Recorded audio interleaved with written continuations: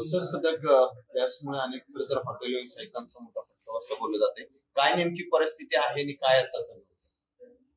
आमच्या हॉटेल असोसिएशनची परिस्थिती सध्या फार वाईट आहे.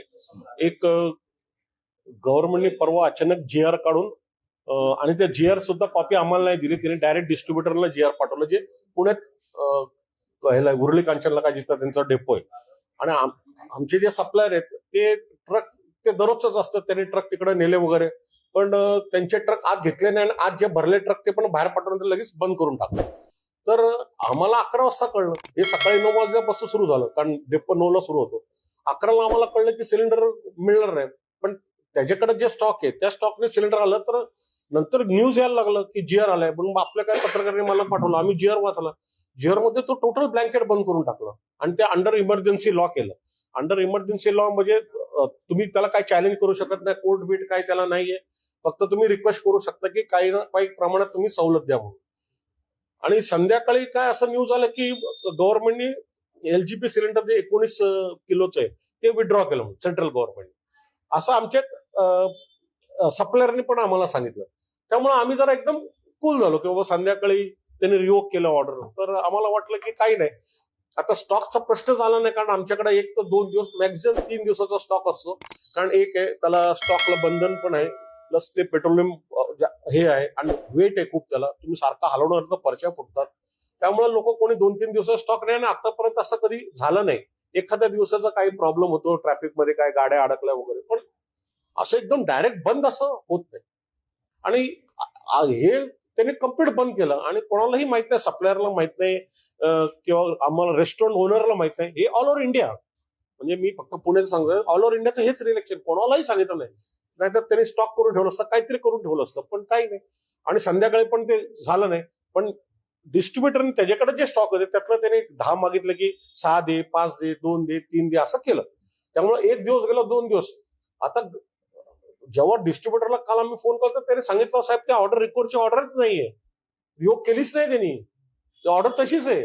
आणि त्यामुळे हे आपल्याला सप्लाय देत नाही. आणि काहीतरी हे बातम्या खोट्या आहेत जे येत आहेत की आपल्याला पण टीव्ही मध्ये पण आलं की संध्याकाळी रिवोक केलं म्हणून, काही नाहीये. पण आमच्याकडे गॅस देणं आता पूर्णतः बंद आहे. व्यावसायिक तुम्हाला गॅस देणं आता पूर्ण बंदच केलं ना त्यांच्याकडे. आता बंद केलं म्हणजे त्याच्याकडे जे आहे 1-2 दिवसाचं, आता आम्ही कसं 1-2 दिवस आमच्याकडे ठेवतो, तसं 1-2 दिवसाचं त्याचं जे क्वांटिटी तो त्याच्याकडे गोडाऊनमध्ये ठेवलेलं असतं. ट्रान्सपोर्ट मध्ये 1-2 दिवसात 3 दिवसाचं ठेवतात. पण आम्हाला रिस्ट्रिक्शन आहे, त्यांना पण रिस्ट्रिक्शन आहे. किती ते जर 500 ठेवत असतील, त्यांना जास्तीचे 1,500 वरती तेही ठेवू शकत नाही. आम्हाला जर दिवसाला 3 लागतात तर 10च्या वरती मी पण ठेवू शकत नाही. मग आता काय परिस्थिती आहे सगळ्या म्हणजे शहरातील हॉटेलची? किती हॉटेल आहेत किंवा नुकसान किंवा काही बंद झालेत का, आणि काय छोटे हॉटेल तर ते जर दररोज आणतात, दररोज 1-1 सिलेंडर आणणार, त्याकडे काय जागा नसेल ठेवायला, ते तर बंदच आहे. बरं ते काय फक्त आता काय आपल्याला सवय नाही, सबस्टिट्यूट असं काही नाही की रॉकेल वापरा. आता रॉकेल नाही, रॉकेलचं तर बंदच झालं जवळजवळ.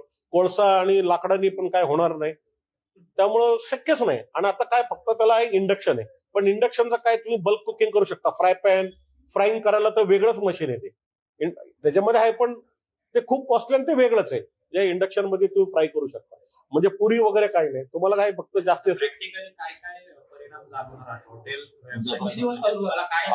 80% हॉटेल बंद होतील.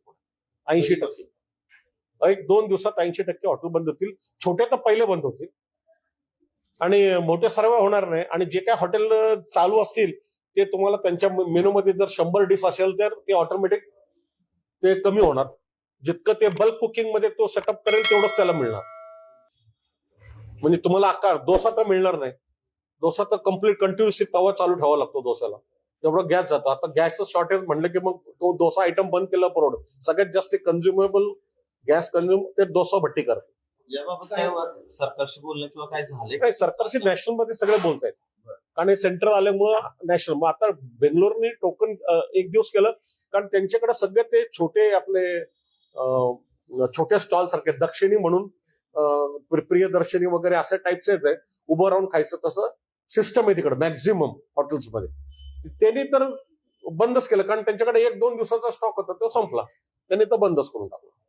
काही हॉटेल चालकांकडून सांगितलं जातंय की वितरकांकडून फुगवटा तयार केला जातोय गॅसचा, काळा बाजार होतोय रुपयाचा याच्यामध्ये. गॅस जो आहे तो 3,000, 3,500, 4,000 रुपयांपर्यंत घ्यावा लागतोय. हा. असं कुठं निर्माण केला जातोय का? नाही, आता निर्माण केला जात नाही, पण लोन अनलोनली काय त्याचा फायदा उचलतील.